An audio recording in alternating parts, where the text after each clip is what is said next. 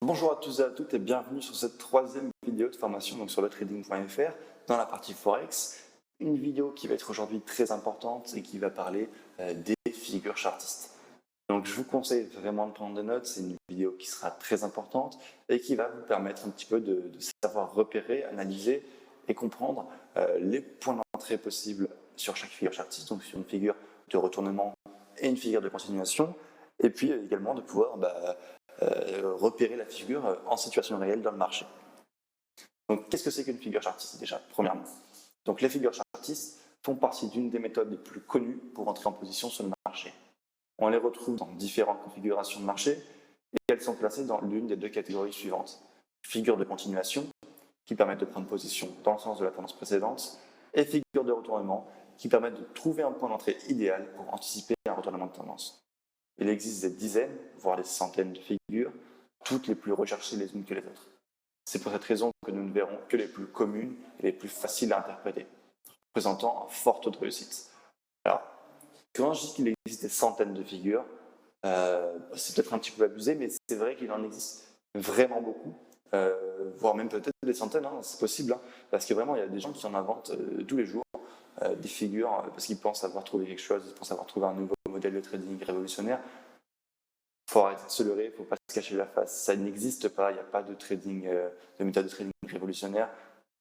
Tout ce qui marche, c'est ce qui est vraiment connu. Si vous êtes le seul à avoir quelque chose, c'est que souvent il y a un problème. Donc on va voir vraiment celle que voilà, ça a été prouvé, elle marche vraiment, il y a un fort taux de réussite sur ces trades-là, grâce à ces figures-là, et on va arrêter de s'éparpiller sur des figures, je sais pas, le bonhomme, je sais pas quoi, retourné, pendu par les pieds. Il y a des mecs qui te sortent des figures de tous les côtés. On va vraiment se focaliser sur les plus grosses figures, les plus grosses figures, pardon, excusez-moi, les plus connues. Donc dans un premier temps, on va voir les figures de continuation. Donc dans la tendance, je le rappelle. Donc première figure, le drapeau. Donc le drapeau est la figure la plus populaire et la plus récurrente dans le marché. C'est une figure très simple qui démontre une consolidation des prix en légère opposition à la tendance, ou même parfois de façon totalement horizontale. Une fois la consolidation terminée, les prix ont de fortes chances de casser la bande du drapeau dans le sens de la tendance précédente. Donc, parce que c'est une figure de continuation, je rappelle. Donc un drapeau baissier, on voit, c'est en fait une correction dans le sens inverse à la tendance, et puis derrière le drapeau casse, et du coup continue la tendance. Le drapeau haussier, c'est l'inverse, correction baissière, et derrière le drapeau casse par le haut, et la tendance haussière continue.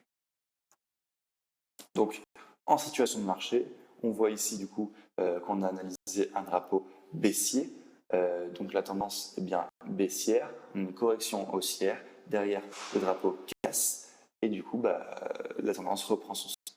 Donc regardez bien cette image, on va en avoir besoin juste après, pour les points d'entrée possibles. Donc on a deux points d'entrée. Je reviendrai au graphique, ne vous inquiétez pas, pour comprendre. Donc le point d'entrée spéculatif et le point d'entrée conservateur. Donc le point d'entrée spéculatif, c'est sur le troisième point de contact de la borne haute du drapeau.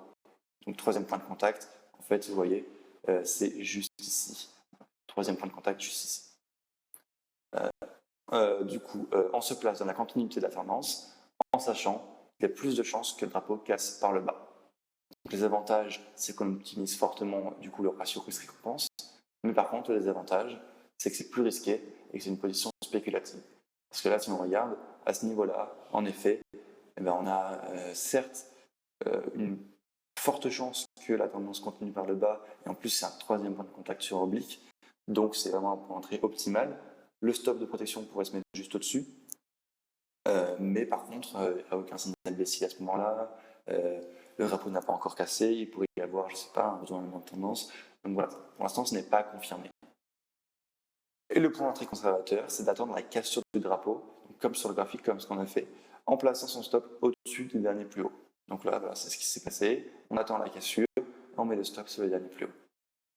Donc l'avantage, c'est qu'il y a plus de sécurité, mais par contre, le désavantage, c'est que le ratio risque-récompense est beaucoup moins compétitif. Deuxième figure, donc les triangles, en contraction ou en expansion.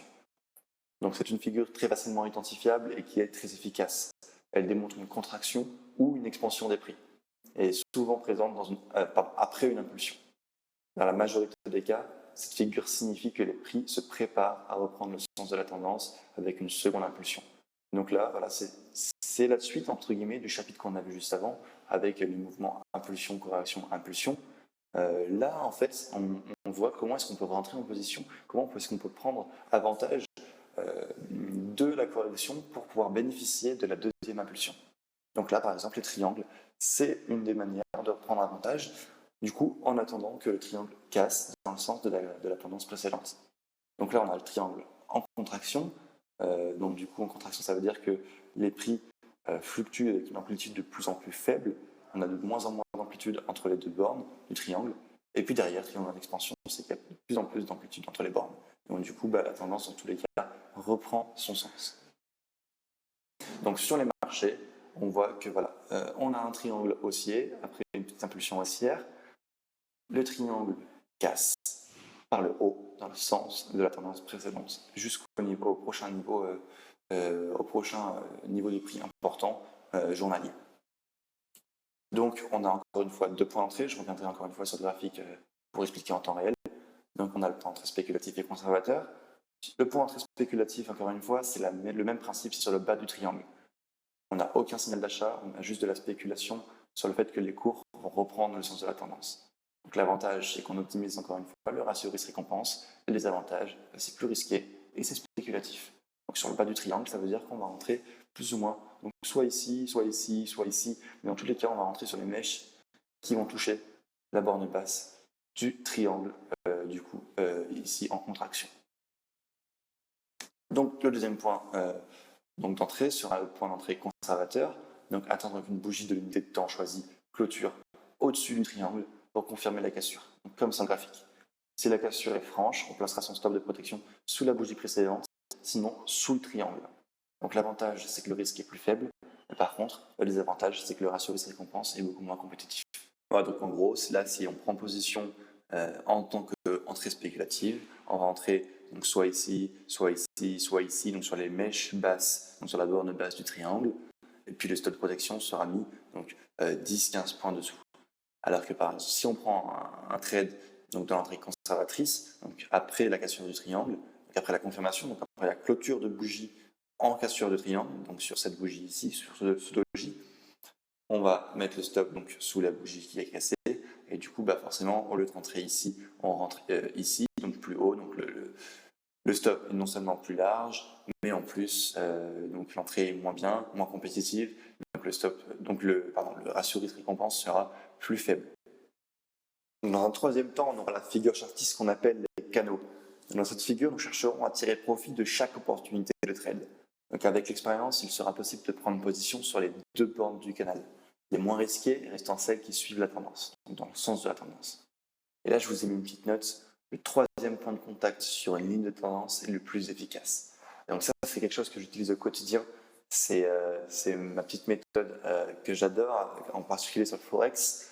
Quand vous tracez une oblique, donc peu importe que ce soit une oblique baissière ou haussière, le troisième point de contact, c'est souvent le point de contact du coup le plus efficace. Donc, je vous rappelle, pour tracer une oblique, il faut 2 points de contact. Et le troisième point de contact, souvent, c'est le meilleur point possible que vous pouvez avoir pour entrer en position. Donc, parfois, ça sera pour 30 points, parfois pour 300 points, peu importe, tant que le ratio récompense en vaut le coup. Mais souvent, les prix vont venir taper l'oblique en troisième point et puis vont réagir directement. Donc, vous ne pourrez pas avoir un meilleur point d'entrée que ça. Donc, le stop sera très faible et le risque récompense associé au trade va être vraiment optimisé, vraiment élevé. Donc, des fois, ça ne marche pas. Des fois, on va se prendre un stop loss. Mais par contre, pour que le stop loss balance avec les gains qu'on a fait auparavant, il faut vraiment s'en prendre beaucoup parce que le risque associé est faible, encore une fois je le répète, et le ratio de risque-récompense va être en général d'au moins 3, 4, 5. Donc ça veut dire que pour se prendre, donc quand on prend un stop loss, il faut en prendre 3, 4 ou 5 d'affilée pour contrebalancer un seul gain. Donc c'est vraiment une méthode que j'affectionne. Donc maintenant on peut dire que si le canal est cassé en clôture par une bougie impulsive, la figure va être invalidée.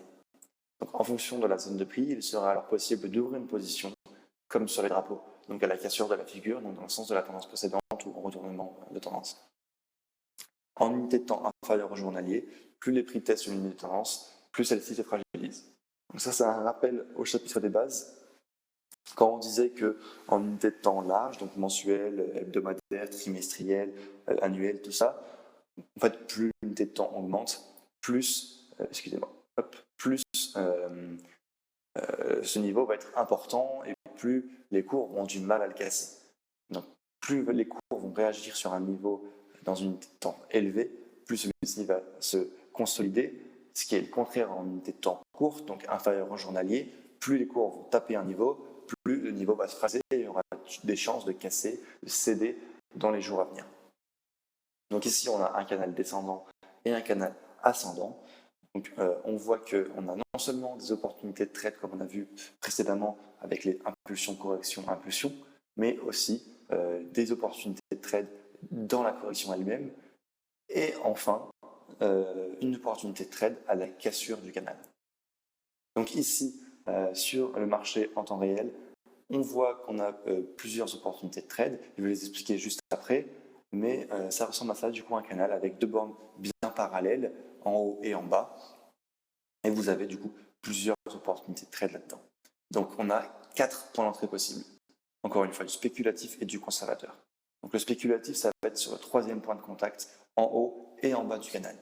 Donc l'avantage, ça va être une précision millimétrée, un ratio risque-récompense imbattable, et en désavantage, c'est que c'est plus risqué et que c'est une position spéculative.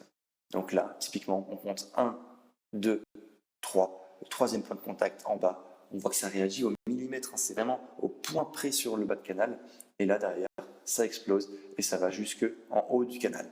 Donc voilà, donc le trade est parfait, et de la même chose en haut, premier point, deuxième point, troisième point, 3 points de contact, on a donc un troisième point de contact qui réagit, il y a une toute petite mèche qui passe à travers, mais vous voyez que c'est rien, et que le trade est magnifique. Encore une fois, on aura pris le trade ici, on l'aura pris ici, c'est magnifique.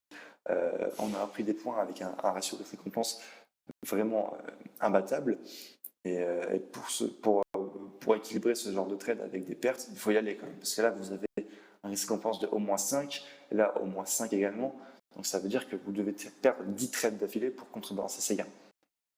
Donc voilà, donc en fait, le trade spéculatif, c'est ici, c'est sur les bornes du canal, donc troisième point de contact. Et au niveau du point d'entrée conservateur, on va attendre donc soit la cassure de la contre-oblique sur le bas de canal, soit un signal baissier, donc englobante, sur le haut du canal. Donc l'avantage, c'est qu'on va avoir un risque proche de 0, mais le désavantage, c'est qu'on a un risque récompense moins compétitif et un stop plus large.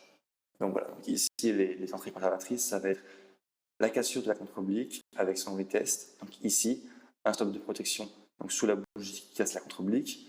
Et donc en haut, donc après l'englobante baissière ici, donc on va ouvrir la position ici avec un stop sur les plus hauts. Donc là, on a un ratio, forcément, un ratio de récompense plus faible et un stop plus large. Donc par contre, les prises de bénéfices, donc on a dit donc, sur le haut et le bas du canal. Par contre, la deuxième prise de bénéfice sur ce trade-ci, donc le trade short, on va la mettre beaucoup plus bas. Donc, on va la mettre en fait sur le premier point de contact de création du canal, donc ici. Donc en fait, ça va être juste ici, le deuxième TP de ce trade-ci. Pourquoi? Parce qu'encore une fois, le canal, c'est un canal ascendant, donc la tendance fait comme ça, comme ça, comme ça. Donc là, les cours ont plus de chances de baisser. Donc de venir taper donc le premier point de contact ici. Et donc là, le ratio de récompense sera énorme et vous aurez vraiment maximisé vos gains. Donc maintenant, on va voir la deuxième partie de cette vidéo qui sera les figures de retournement.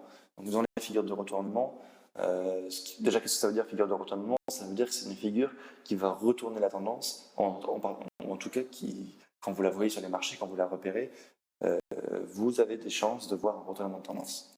Donc la première figure de retournement, c'est le biseau. Le biseau, qu'est-ce que c'est? C'est une figure de retournement qui est la plus récurrente sur le marché. Elle est majoritairement présente sur des gros niveaux de prix. D'un point de vue théorique, un biseau est formé par un manque de volume de plus en plus présent dans le sens de la tendance. Il s'agit en fait d'un entonnoir sur les prix et effectue une consolidation en zigzag de plus en plus faible amplitude. En fonction de l'unité de temps et de la zone de prix en question, il est possible qu'un biseau dure plusieurs jours, voire plusieurs semaines. Donc ça va être vraiment dans des zones de prix majeures, sur des unités de temps type hebdomadaire ou peut-être journalière parfois, où les prix vraiment vont mettre du temps à se retourner en fait. Cependant, lorsque celui-ci finit par casser, le mouvement à suivre a de grandes probabilités d'être violent. Donc on a ici un schéma sur le biseau ascendant et sur le biseau descendant. Donc ici, la tendance est baissière et devient haussière, ou baissière et haussière et devient baissière. Donc sur les marchés, on a un exemple du coup ici pratique. On a un biseau et la cassure du coup de ce biseau va entraîner une chute vertigineuse très rapide des cours. Donc ça ne va pas toujours être aussi rapide, hein, pour le coup, là c'est un petit peu extrême, mais c'était pour un petit peu illustrer le cas. C'est pas rare qu'on voit ça, mais souvent voilà, c'est pas aussi extrême. Même si les chances de réussite de cassure d'un biseau, les chances de réussite de votre trade sont très importantes. Souvent ça va être assez rapide en plus de ça, mais voilà, c'est pas souvent des bougies impulsives de 100 points par bougie. Donc au niveau du point d'entrée ici, on peut avoir à attendre la cassure puis le retest de la borne opposée à la tendance. À ce moment précis, une position vendeuse pourra être ouverte avec un stop de protection à quelques pips du dernier plus haut. Les chances de succès sont très élevées et les cours ont de grandes chances d'atteindre le premier point de contact du biseau, donc le niveau qui est représenté par la ligne bleue. Donc je vous le mets ici, c'est ici en fait, plus ou moins. Donc ça c'est le niveau de prix important qui est en fait juste en dessous du point de création du biseau. Donc le TP en fait il est juste ici. Et l'entrée, voilà, donc sur le retest du biseau, donc le biseau casse, les cours viennent retester le biseau et derrière effondrement. Donc la deuxième figure de retournement, c'est ce qu'on appelle l'épaule tête-épaule, qui est très connue, donc la ETE. Donc probablement l'une des figures techniques les plus connues de par son nom et son efficacité. Contrairement à ce que la majorité des personnes croient, il ne faut pas entrer en position au niveau de la ligne de coup, mais bien en premier signal de retournement en haut de la deuxième épaule. Le stop de protection sera plus court et le ratio de récompense plus important. Comme tous les éléments techniques, il va être préférable d'utiliser cette figure en confluence avec d'autres indications, comme un niveau de prix clé par exemple. La tête doit toujours être le sommet le plus haut de la figure et le dernier sommet ne doit jamais être supérieur à la tête. Dans le cas contraire, la figure est invalidée. Donc ici, on a une tête-épaule inversée ou une épaule-tête-épaule classique. Et on voit qu'à chaque fois, on a du coup la tête qui est plus haute que les deux autres épaules, dans les deux cas, et du coup la cassure de la ligne de coup, la cassure du coup du rectangle bleu entraîne bien un retournement de la tendance. Donc sur les marchés, il est rare que dans la pratique, les figures aient exactement le même visuel qu'en théorie. Il va donc falloir prendre du recul pour les identifier. Donc ici, on peut identifier une épaule tête-épaule, donc du coup de façon un petit peu subjective. Et on va du coup voir la tête qui est plus haute que les deux épaules, la ligne de cou, la cassure de la ligne de cou, un pullback sur cette même ligne de cou, et derrière, une chute des cours. Donc deux points d'entrée sont possibles, encore une fois. Donc soit après l'avalement baissier de la deuxième épaule, le stop de protection va donc être placé à 5 ou 10 points au-dessus de la tête, donc c'est-à-dire la deuxième épaule ici, donc on va rentrer en position juste là, après le deuxième avalement baissier, l'avalement baissier de la deuxième épaule, et du coup le stop ici, au-dessus de la tête. Et le deuxième point d'entrée possible, ça va être d'attendre la cassure de la ligne de cou et son retest. À ce moment précis, on va ouvrir une position vendeuse avec un stop de protection au-dessus de la deuxième épaule. Donc en fait, la deuxième entrée possible va être ici, sur le retest de la ligne de cou, avec un stop au-dessus de la deuxième épaule. Donc la prise de bénéfice va être de manière générale, la prise de profit d'une épaule tête-épaule est calculée grâce à la taille de la tête, en pips. Il faudra donc utiliser l'outil règle sur votre plateforme d'analyse afin de calculer la distance séparant le haut de la tête avec la ligne de cou. Donc, sur le schéma ci-dessous, on va voir que la prise de bénéfice devra s'effectuer 32,5 points sous la ligne de cou, mais il faut quand même noter que cette méthode est à utiliser en confluence avec des niveaux clés. Donc si vous avez un niveau très important, par exemple sur le cas là, donc à 25 points, vous n'allez pas prendre votre TP à 32 points par exemple, vous allez le prendre à 25 points parce qu'il y a de fortes chances qu'au bout de 25 points, les cours réagissent et du coup remontent, et du coup au lieu de sécuriser des profits, vous allez vous prendre un stop de protection à break-even, donc à 0.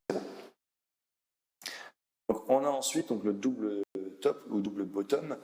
Comme son nom l'indique, cette figure représente graphiquement l'apparition d'un W ou d'un M. Donc cette figure est très connue également. Donc en fait, ça symbolise le double appui des cours sur un certain niveau avant de rebondir et d'inverser la tendance. Donc on a bien le double top ici avec deux sommets et le double bottom avec les doubles creux plus ou moins au même endroit. C'est pas souvent, pas tout le temps en tout cas, exactement au point près au même endroit. Des fois, c'est quelques pips au-dessus ou quelques pips en dessous. Mais voilà, encore une fois, c'est de la subjectivité et on va l'analyser comme un double top ou comme un double bottom. Donc sur les marchés ici, on voit ici la création d'un double top. Donc, vous voyez ce que je viens de dire, c'est que c'est subjectif. Hein. On a deux sommets, mais qui ne sont pas exactement au point près au même endroit. Donc ici, on a une ligne de coup qu'on a identifiée au préalable. Et la ligne de coup, du coup, fera office de niveau à casser pour envisager du coup une meilleure opportunité de trade. Donc deux points d'entrée sont possibles. Encore une fois, il y a le spéculatif et le conservateur. Donc au niveau du spéculatif, ça va être après l'avalement baissier du deuxième sommet. Le risque est maîtrisé avec la présence d'une oblique, d'un avalement et d'un potentiel double top. On va voir des avantages et des désavantages, encore une fois, qui sont les mêmes. Donc l'avantage, c'est que c'est un stop court à quelques pips et plus haut et un meilleur ratio risque-récompense. Par contre, le désavantage, c'est que c'est plus risqué. Donc après l'avalement du deuxième sommet, c'est-à-dire ici, on va rentrer en position du coup ici à la clôture de bougie avec un stop juste au-dessus. Et du coup, le point d'entrée conservateur, ça va être d'attendre le retest de la ligne de coup et le stop de protection va donc se placer au-dessus des plus hauts. Donc l'avantage, c'est qu'ici, le double top va être confirmé, donc la position va être moins risquée, mais le désavantage, toujours pareil, hein, le ratio risque-récompense va être moins compétitif et le stop va être plus large. Donc ici, en fait, ça va être d'attendre le pullback sur la ligne de coup, ici, et ici, on ouvre une position. Donc on peut également prendre une position un petit peu comme la tête épaule, prendre une position, donc une première position ici, on va dire, donc soit donc sur la deuxième épaule, mais ici c'est du coup sur le deuxième sommet, et derrière de mettre un OC sur le retest de la ligne de coup, donc un ordre conditionnel de vente ici, pour que dès que les prix viennent retoucher ce niveau de prix, eh ben, ça ouvre un ordre vendeur et puis derrière on profite de toute la chute. Donc voilà, donc c'est tout pour ce chapitre 3 donc sur les figures chartistes. Donc on a vu ce que c'est qu'une figure de retournement, qu'une figure de continuation, quelles sont les prises de bénéfices associées au trade et quels sont les stops de protection qu'il faut mettre pour éviter de se faire stopper trop rapidement ou en tout cas pour invalider la figure. Donc j'espère que ce chapitre vous aura plu.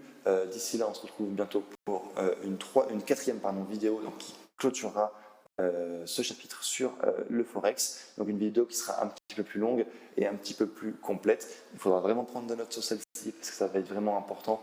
Ça va être un petit peu la gestion d'un trade, comment entrer, comment sortir de position.